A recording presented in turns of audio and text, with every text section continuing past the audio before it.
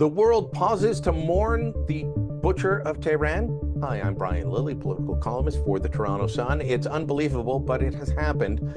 Governments around the world and the United Nations itself decided to honor Ebrahim Raisi, the butcher of Tehran, Iran's president, a man responsible for the deaths of thousands, the torture of thousands more, after his helicopter carrying him, his foreign minister, and others crashed in treacherous conditions while flying over mountains. I'm sure they will find a way to blame the Zionist entity, aka Israel, or the Great Satan, otherwise known as the United States of America, for this crash. They will find a way to do that.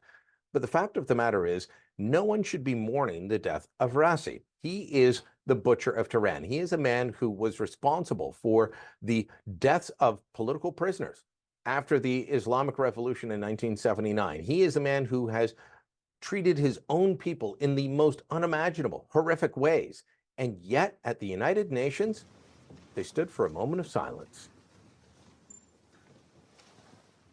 Raisi is someone, as I said, who's responsible for the deaths of his own people. He is also responsible for backing Hamas's attack on Israel on October 7th.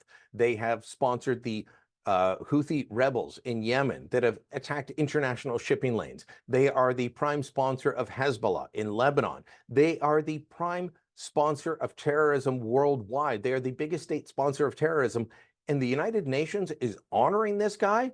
No wonder that Israel's special representative, their permanent representative, Gilad Erdan, their ambassador at the UN, took such issue with this. A month ago, Raisi, the butcher of Tehran, launched an unprecedented missile and drone strike on Israel to murder thousands of innocent Israelis, deliberately. The blood of thousands of innocent Iranians is on his hands. Women, members of the LGBTQ community, peaceful protesters, and many, many others. This is one of the reasons that I continually say that the United Nations is not an organization that we should put all of our eggs in. Look, I'd be fine with leaving the UN. I'd be fine with pushing the UN building in New York into the East River.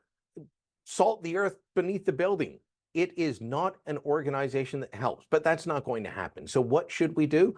Canada should stop giving money to the UN general coffers. We should stop giving money to groups like UNRWA. Sure, we could continue to fund organizations like the UN World Food Program to help the most vulnerable, those starving. But until the United Nations is forced to reform itself, it will continue to honor butchers, dictators, sponsors of terrorism like Ebrahim Raisi. And that will not change unless we stop giving it money. Right now, we're not only giving it money, we're giving it legitimacy and oxygen by participating in this farce. Let me know what you think. Drop a comment down below, share this on social media, and don't forget to subscribe to our channel.